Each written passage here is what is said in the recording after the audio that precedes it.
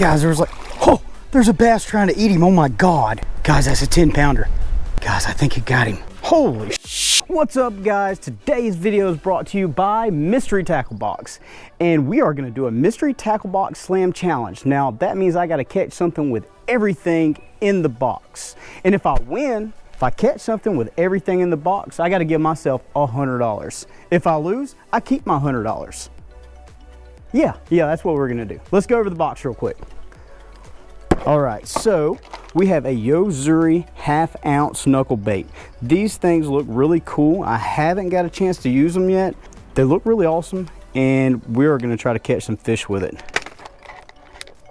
This is the Ring Tease Weston. It looks like a little swim bait.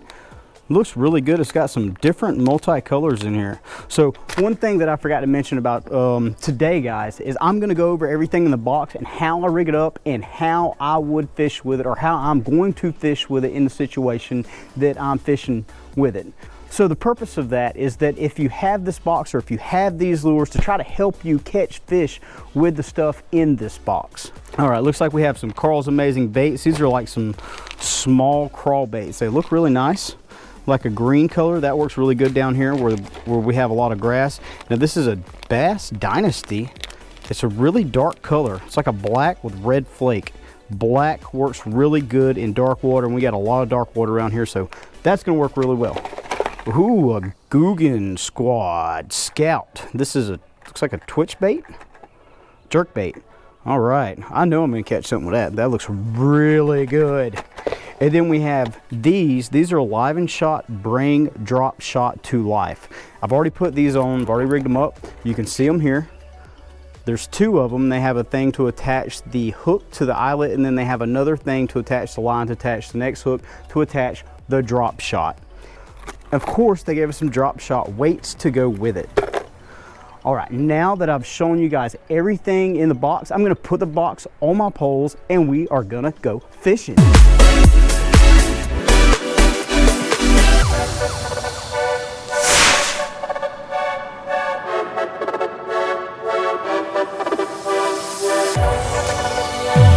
Let's give the little swim bait a try here. I'm thinking this is gonna be the meal ticket. One good thing I liked about these swim bait, guys, is they sent multiple different colors, so you can use whatever color you see fit for your situation. And in here, the water is like a tannic brown color. It's still kind of see-through. I mean, I can see, like I said, 3.5 foot, so that's why I chose this brown color, as it doesn't stand out too much. The way I've got this rig, guys, this is a 3/16 ounce tungsten, and I've got a little clear bead on here, and this is a 3/0 round bend hook.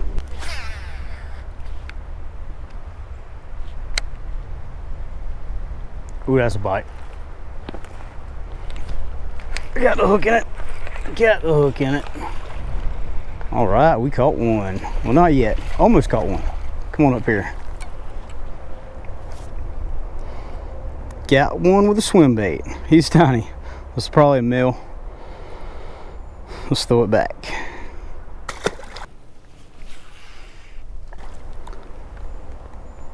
So that's one thing that I like about the box, guys. It comes with a variety of baits in it.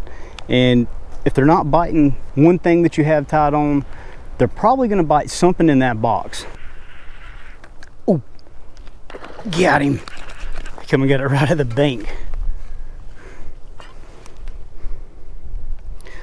Where's Big Daddy at? They are liking the swim bait. Let's throw it back. So guys, I've got this twitch bait paired up with a 7.5 gear ratio and a short 610 rod that's medium action, and I've got 14-pound fluorocarbon on here. The reason I'm using a shorter rod is because that shorter rod is going to allow me to get those short, quick jerks better than a longer rod would. It's a lot easier to give it that jerking motion whenever you're using a shorter rod.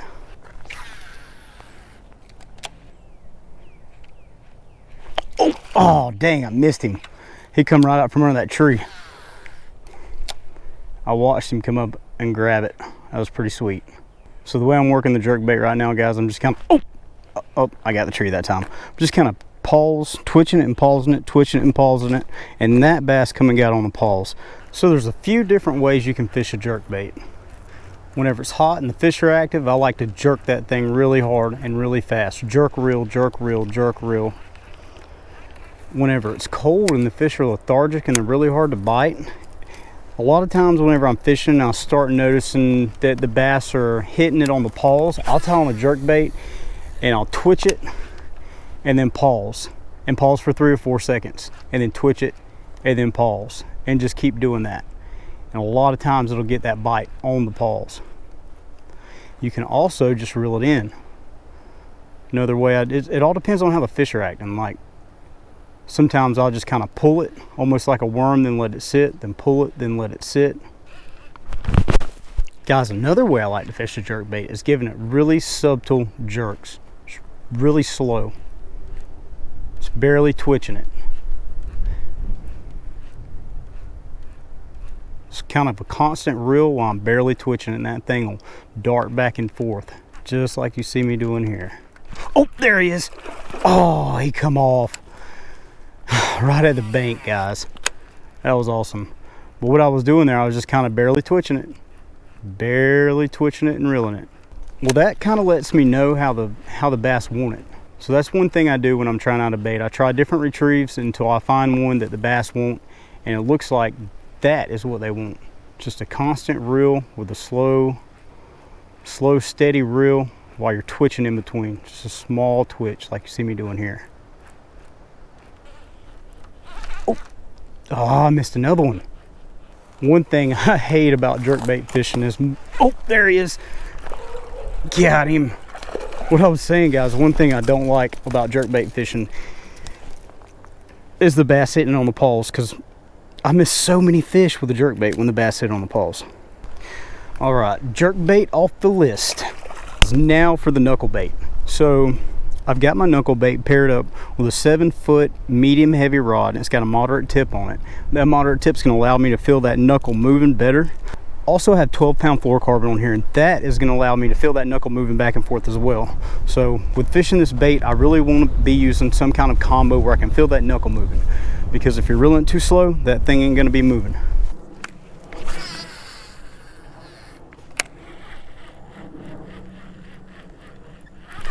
Oh, there he is. Got him. All right, guys, so how I was fishing the knucklebait, I was doing a steady retrieve and I couldn't get anything with it. I couldn't get any bites. So I started throwing it out and fishing like I was fishing the twitch bait. Just kind of jerk reel really slow, and this bass come up and slammed it. Come on over here. It's a good one too. Come on over here, buddy. All right, we got the knucklebait knocked off the list. It's a nice little bass. He's probably 2.5 pounds. Nice bass for the knucklebait. All right, let's throw it back. We are getting this slam done. We're gonna take this little trailer right here and put it on a thunder cricket, and I'm just gonna work the bank until I catch a bigger fish. I'm gonna put the trailer on here sideways.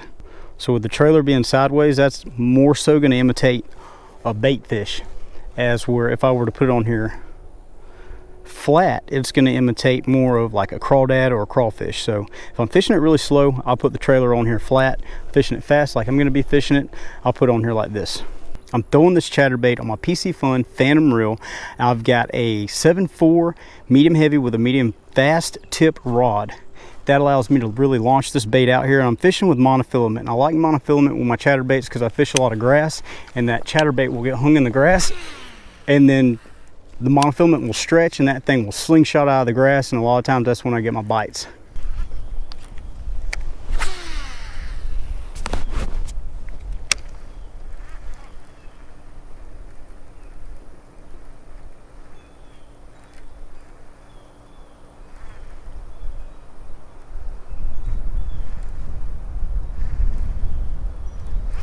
Oh, so guys, I just missed one with a chatterbait. Anytime I miss one, I'll stop and pause it. A lot of times they'll come and they'll get it on the pause. Not this time though. So guys, the way I'm working this chatterbait right now, I'm just throwing it out and I'm twitching it and reeling it. Twitch, reel, pause, I'll pause it, let it sink, twitch reel, pause.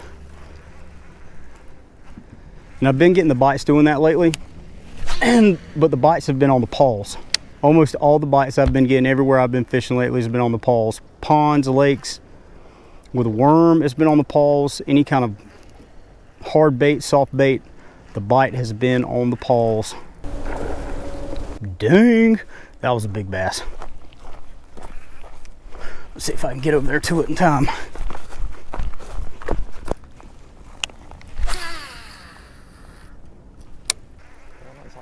They ain't got, oh, daggum! Holy sh**. That's a big one. That's a big one. Better stay here then. My cousin showed up and gave me some good luck, guys. Check out the tank. I figured the thunder cricket would get a big one. So guys, I just caught a fish with a little feather jig. What I did with it, I put a piece of a fluke tail on here, and I've got a split shot probably up about a foot from it, and I was just reeling it really slow and jerking it.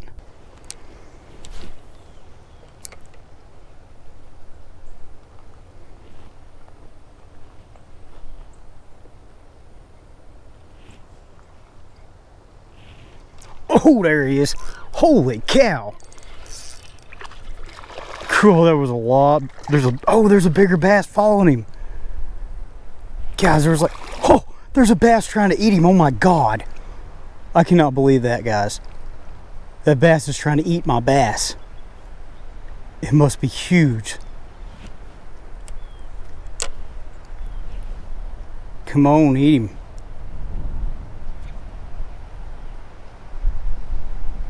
He's still under him. Oh my God. Guys, that's a 10-pounder.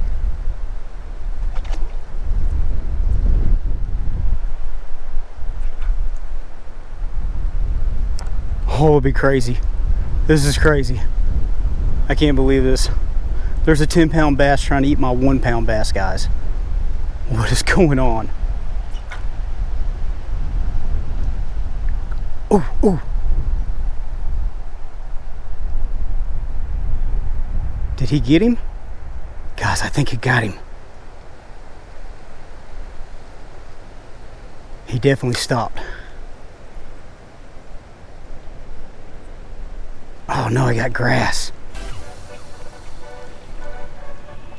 That was insane.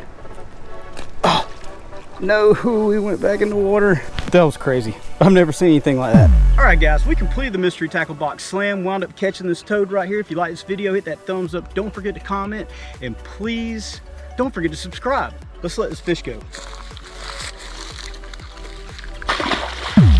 Freaking 10-pounder right here, dude. Oh my God, this might be the biggest bass I've ever hooked in my life. Oh my God.